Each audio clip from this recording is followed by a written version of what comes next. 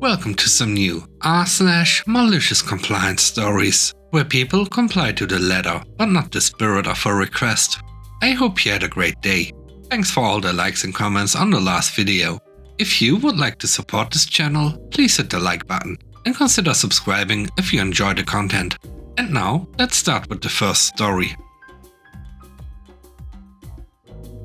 It's called If You Insist. This happened in Asia. I'm a university student, working part-time at my aunt's restaurant to make a little extra money before the academic year starts. My job is pretty simple. It's an all-rounder job, where I need to take people's orders, send tickets to the kitchen, calculate each table's bills, handle payments, and clear tables. I'm only here until the end of this week, because I secured another gig elsewhere before the academic year starts. I figured why not finish this week for a little extra cash. I get along with most of the staff, all of whom are a decade or so older than me, and said individuals work at the restaurant full-time.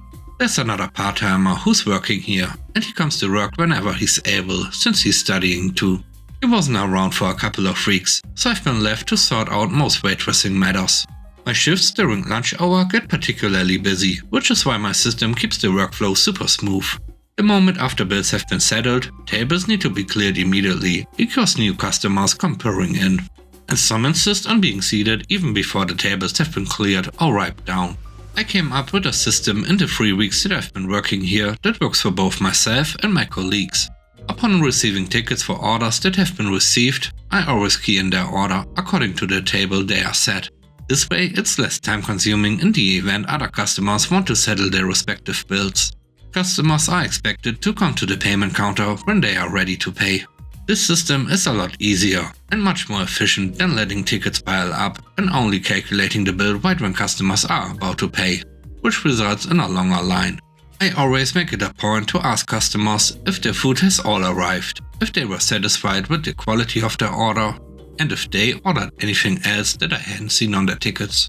Once they verify their orders are correct, that's all. I go about my day and mind my business. That was until the other part-timer approached me earlier today. This point was an eyebrow raiser for sure. I'm not the type of person to pick fights or argue. So since he was so insistent that my way of doing things was making it difficult for him to keep track of additional orders at each table, I decided to just let him have it, since he was so happy to tell me how to do my job. I simply smiled and nodded at him, making a beeline to the cleaning supplies and thinking to myself, you want me to stop punching in people's orders? Sure thing. For a solid hour or two, I only collected the tickets, bringing them to the cash register and letting them pile up, just as he requested. When I noticed customers stand up from their seats and make their way to the payment counter, I would speed walk to the cleaning supplies. I start collecting plates to show that my hands were occupied and that I wouldn't be able to sort out people's bills. I left it all to my dear coworker, who tried telling me what to do and how to do it. It was the right call to make, because the line that followed, due to his insistence on changing the system, snaked about halfway through the restaurant, full of customers waiting their turn to pay their bills. Once lunch hour had slowed down, I smiled to myself and went back to keying in people's tickets the way I always had. My part-time coworker sheepishly approached me with new additions to existing orders since then.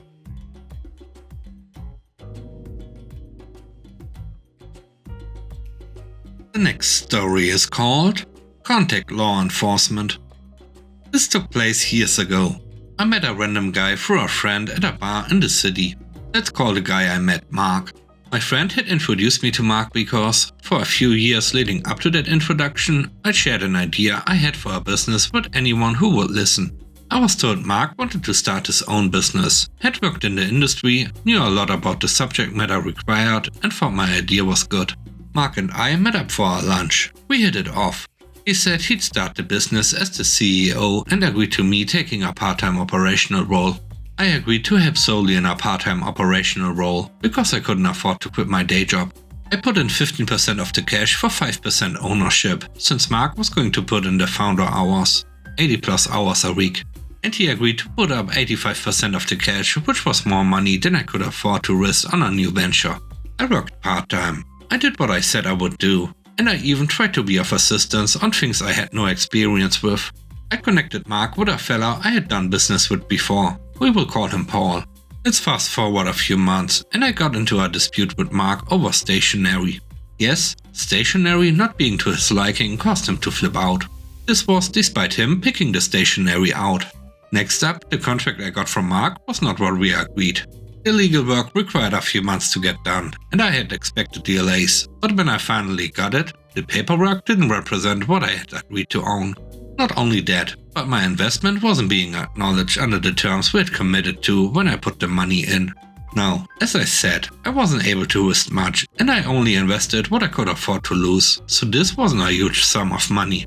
I didn't want to make a big deal about it, since the amount was small and he began promising a new contract when the business could pay for the lawyers to make changes.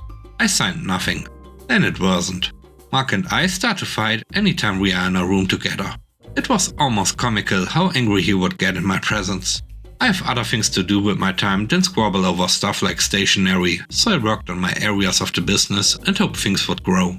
I stopped in whenever I could and would help out regularly as needed, with as little Mark interaction as possible. All would intervene sometimes when Mark would get particularly difficult to be around. Anyway, fast forward about 2 years, and Mark can't help but tell everyone who will listen that the business is going well. I have no idea how well things are going, because Mark isn't giving me any updates. I get a call around Christmas from Mark. He wishes me a happy holiday, and then drops the bomb on me that he wants to terminate my involvement and refund my investment. I decline the investment refund and say I'm happy to no longer work with him. In my head, I think it's kind of hilarious that he thinks this will just end that easily, but I say nothing to that accord to him.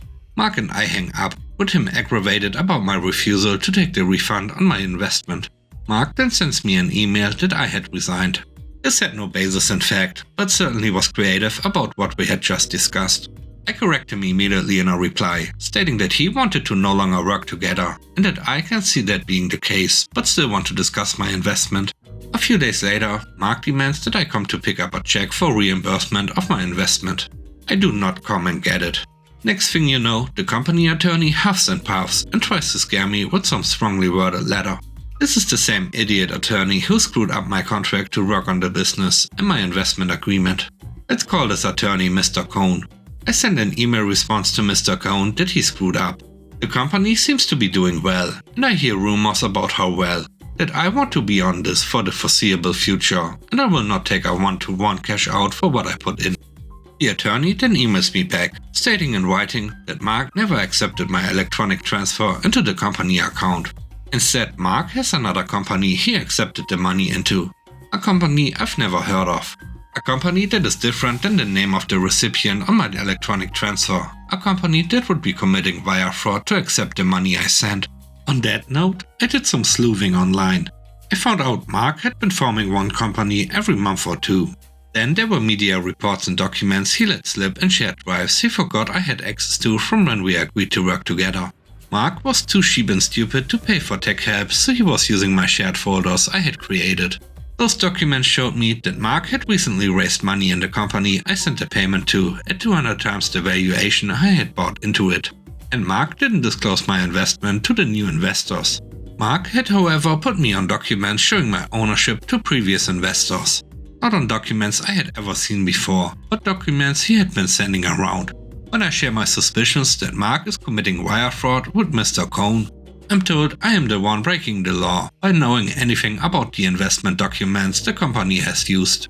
Mr. Cohn tells me that by not picking up my check, I will not be entitled to any money, and to contact law enforcement if I think something illegal has happened. He cautions though that I'll be the one in trouble. I let the different respective members of the Securities and Exchange Commission along with law enforcement know what happened to me.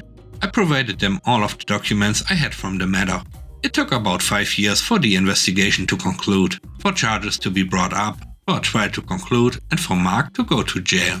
They say the government is slow, but they aren't kidding with just how slow. Maybe it was slow because Mark was running a large, tens of millions of dollars large, fraud? Anyway, Mark will be serving time for about 30 felony charges they found uncovering the details of his Ponzi scheme. He will be away for a long time. I never did anything wrong. With the information I was able to provide, Mr. Cohn ended up getting despaired. The investigators credited me with bringing the fraud to their attention. I lost my money in this ordeal, but gained an education and I got to help bring down a crook. The sheer stupidity of Mark is that he didn't even follow the business plan I had. He just used it as a story to convince investors to give him money. It's a business model that works very well. It took a few more years, but I am now in a position to pursue this business full-time, with people of high integrity, who all work together to ensure each other's success. We expect to have an extremely profitable year in 2023, after proving the business model worked in 2022.